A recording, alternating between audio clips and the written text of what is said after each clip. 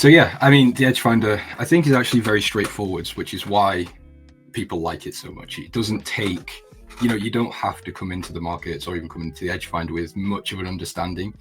Essentially, you could, in theory, just sit here, look at it and say, okay, gold's bullish. Maybe I want to look at gold. But obviously, it's good to have more of an understanding than that. But that is why it's so good, is because it keeps things simple. So what I would do if I'm looking at a trade, for example, gold.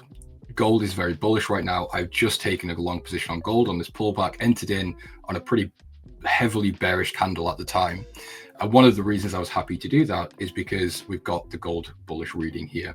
We've also got silver. Again, I'm in silver. We've got the Swiss yen. I'm also in Swiss yen. So it's very simple in terms of keeping up with what trades you're in, what trades you want to get out of, and what do you want to do to manage the trade. So for example, if gold drops down to a 6 or a 5, it's still bullish, but maybe then I want to start trailing stops. Maybe it's losing some steam. Or if it just drops off completely, maybe I want to close out. COT data obviously is great for tracking. We actually spoke about COT data already, so I won't go into that right now. But again, heat maps keeps it very, very simple. The more red you see, normally the worse that currency is going to do, or the economy. So for example, the US dollar, it's mainly red, not wanting to trade that, or sorry, not wanting to buy into that right now. UK economy, similar thing, mainly red, not interested. European economy, mainly red, not interested, although I might look to short euro again. Japanese economy, a lot of blue, maybe I want to start buying the yen.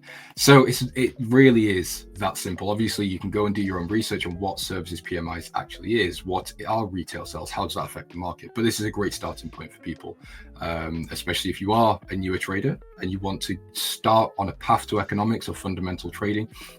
I genuinely, and this isn't because I'm affiliated, I genuinely do think the EdgeFinder is the best place because again, it keeps it simple, it's color coded, you don't need to really do much.